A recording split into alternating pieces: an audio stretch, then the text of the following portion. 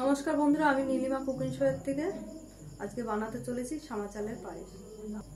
এর আগে আমি গোবিন্দভোগ চালের করেছি, এটা আমি সামা চালের করব। একজন খেতে চেয়েছে, তার জন্য করে পাঠাবো, তার জন্য বানাবো। এই যে আমার সঙ্গে লাগবে সামা চাল, আর এই যে আমার 4 প্যাকেট দুধ, 200 গ্রাম সামা চাল আছে, আর এই যে আমার সঙ্গে লাগবে ঘি, আর লাগবে চিনি। চিনিটা আর দেখালাম না, বাতাসাটা দেখিয়ে দিলাম। আমি বাতাসাটা দেবো, বাতাসাটা দিলে টেস্টটা খুব সুন্দর আসে, যার জন্য আমি এটা দিয়ে বানাবো। আমি একটু কড়াই বসিয়ে দিলাম, একটু ঘি গরম করে নিয়ে চালে মাখিয়ে নেব, নিয়ে আমি দুধটাকে কেটে বসিয়ে দেবো। আমি এটাকে চালে মাখিয়ে দেবো গরম করে। বসিয়ে দিয়েছি, ঘিটা গরম করে আমি ঠান্ডা করতে দিয়েছি, তারপরে আমি চালে মাখাচ্ছি। বন্ধুরা, এই যে আমি ঘিটা ঢেলে দিচ্ছি, ঠান্ডা হয়ে আসছে।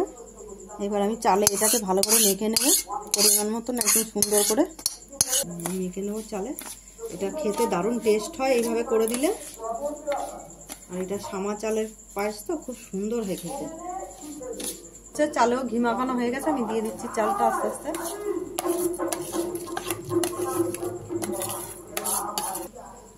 বন্ধুরা, এবার এইভাবে জাল দিব, চালটা সেদ্ধ হোক, তারপরে চিনি দেবো। নামানোর আগে বাতাসা চিনি দেবো।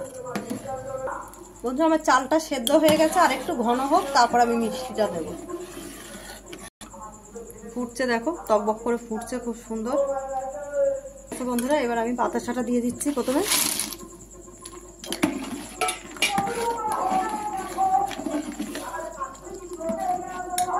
বন্ধুরা, হয়ে গেছে।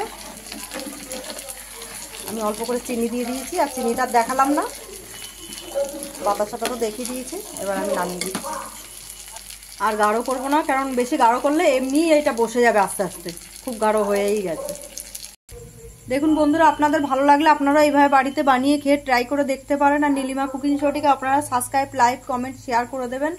ইউটিউবে আর ফেসবুকের বন্ধুরা আপনারা লাইভ কমেন্ট শেয়ার করে দেবেন। আর নীলিমা কুকিং শো বলে পেজ খোলা আছে, সেখানে আপনারা লাইভ কমেন্ট শেয়ার একটু বেশি বেশি করে দেবেন।